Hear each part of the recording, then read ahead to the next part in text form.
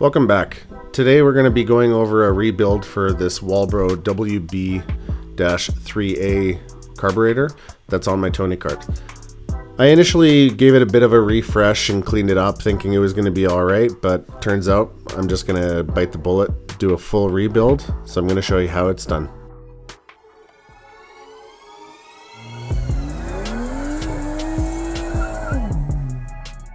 Alright, so when we start taking the carburetor apart, it's pretty straightforward and somewhat self-explanatory. You start by taking the back plate off with the 4 retaining screws. What I like to do is just place them to the side so you don't get them mixed up with the rest. Grab your pick off the top plate, gasket, and start to disassemble. So the reason I was a little bit gentle with this is initially I was just going to have it cleaned up, put it back together, and see how well it worked. Unfortunately, it didn't work so well, so I figured it was time to just bite the bullet, get a full rebuild kit, and rebuild the carburetor itself. It won't be a big task, just a cheap rebuild kit off Amazon and a little bit of know-how. All you need to do is be organized when you're taking it apart to remember where everything goes, and it'll be pretty straightforward and relatively easy. Alright, we're going to start with rebuilding this carburetor. I ended up ordering a rebuild kit from good old China. Comes with everything we need. It has the internal filters, it has the diaphragm, it has the pins with the rockers. So there's a bunch of stuff that we might not end up needing through this, but I'm going to try and utilize the majority of what I have here. Okay. So in here you can see I pre-cleaned this filter here. I can see right through it. It goes right through where this that fuel pin ends up going. So there's no reason to try and pick this out and cause any potential damage. So what I think we're going to do is I think we're going to start with this side. No, you know what? We're going to start with this side because it should be relatively easy to do, provided I remember exactly how this goes. So just inspect the fuel pin. Fuel pin looks good. Okay, so next we're going to put the pivot in. I believe some people call it a fulcrum point, whatever it ends up being called. The one other thing we're going to be doing is we're going to put the spring in. Of course, with both of these, you need to be gentle with them.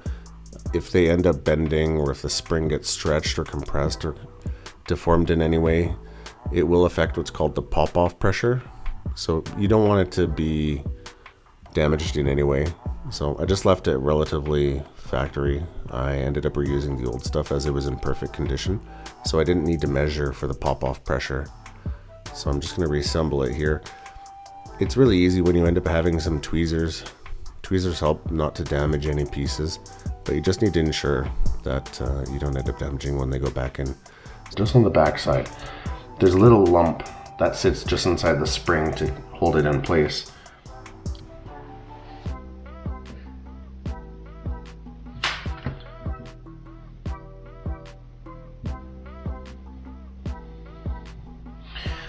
So you'll actually see it's moving there. So diaphragm, it looks okay. It's just old, doesn't move too well. It's kind of old and crusty. So we're gonna open the new one. Ooh, of course. So we got some new gaskets. Got a blank off plate. New membrane, gasket. Rubber membrane. Bunch of little screws, washers, new fuel pins. So there's another one of those valves. So what we're going to do is we're just going to match this one up.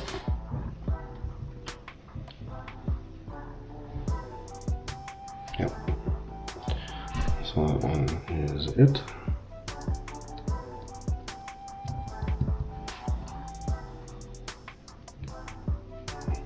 Okay.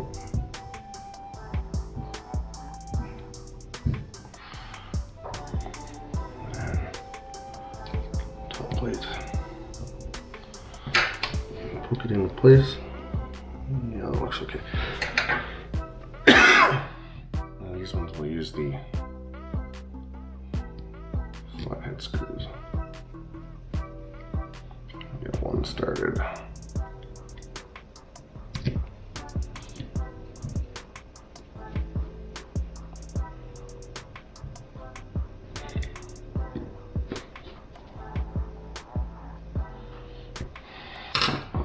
if you can see, there's another screen here with a retaining ring.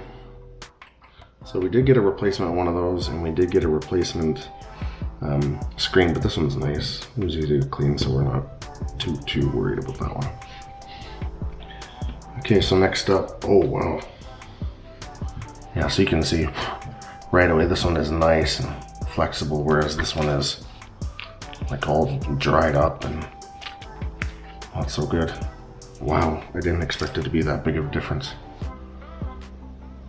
Okay, so gasket face down.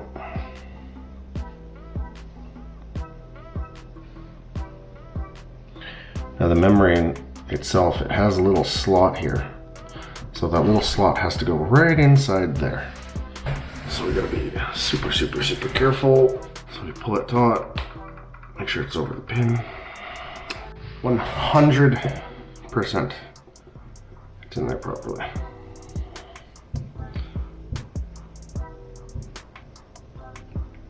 Put the cap right on top.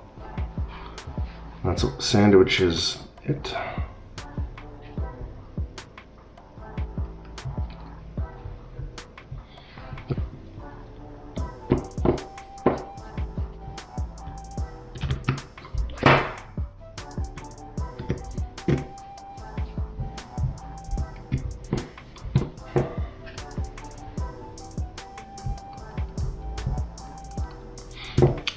Alright, still free flowing. I think we're good to go.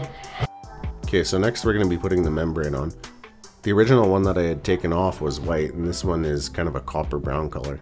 Next will be the gasket. And when you go to put the lid on, just ensure everything is straight and on the locator pins. That's it.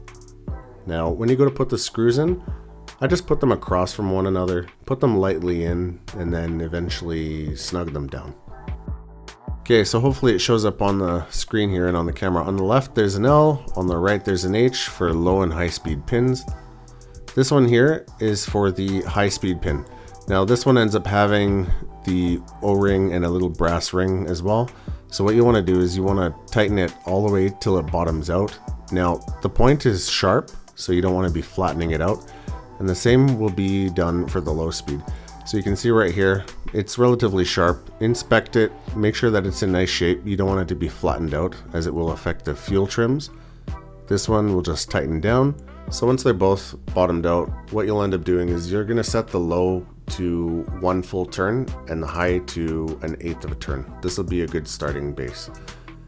For the rest of the stuff, just pick it up since we didn't use it. Put it to the side, put it in the little pouch, and save it for a rainy day, just in case you end up damaging anything or you need it. So that's pretty well it. I mean, it's straightforward. It looks to be operating properly. So that's it. It was pretty easy. See you guys in the next one.